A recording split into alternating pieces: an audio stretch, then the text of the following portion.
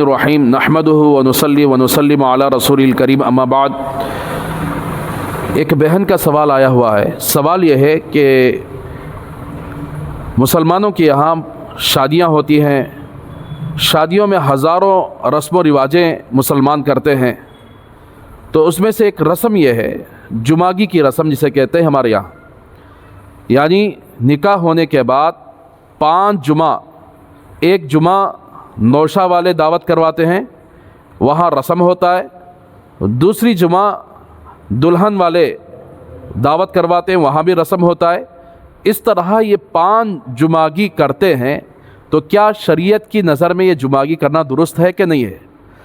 تو اس کا جواب یہ ہے، اللہ کے رسول صلی اللہ علیہ وسلم نے خود کے 11 نکاح فرمائے اور اپنی بیٹیوں کے 4 بیٹیوں کے نکاح فرمائے ہیں۔ تو جتنے رسمیں شادیوں کے اندر مسلمانوں نے بنائے ہیں، اس میں سے ایک رسم جمعگی کی رسم ہے۔ یہ فضول خرچی ہے، اس کے اندر کئی ساری خرابیاں موجود ہیں۔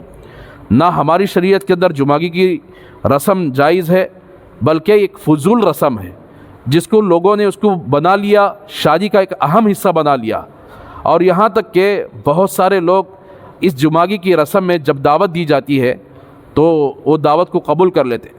تو دیکھیے، مسلمانوں سے درخواست کرتا ہوں، جتنی رسمیں شادی کے متعلق ہیں اور اس کو یہ ضروری سمجھ کر کرتے ہیں، تو ایسی رسموں کے اندر نہ ان کی دعوت کو قبول کر سکتے ہیں، نہ ان کے یہاں جا کر کھانا کھا سکتے ہیں، بلکہ صاف یہ کہہ دیں کہ ہمارا اس کا شریعت کے اندر کوئی تعلق نہیں ہے، ہم نہ اس کی دعوت کے اندر شریک ہو سکتے ہیں، نہ دعوت کروانا ہے۔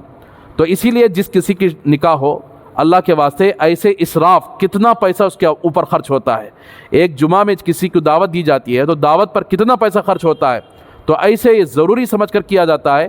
تو ایسی شادیوں کے اندر اللہ تبارک و تعالیٰ برکت کو اٹھا لیتے ہیں۔ جو ایسی شادیوں میں اسراف ہوتا ہے، جمعگیاں ہوتے ہیں، ایسے رسم و رواج ہوتے ہیں، جب برکت ختم ہو جاتی ہے تو میاں بیوی کے درمیان یعنی محبتوں کے بجائے دشمنیاں پیدا ہو جاتی ہیں۔ جب دشمنیاں پیدا ہو جاتی ہیں تو پھر یہ رشتہ زیادہ دن قائم نہیں رہتا۔ لہٰذا اللہ کے واسطے شریعت کا اس کا کوئی تعلق نہیں ہے، یہ محض لوگوں کی رسمیں ہیں، اور شریعت تو صرف سادگی سے نکاح کرنے کو کہتی ہے۔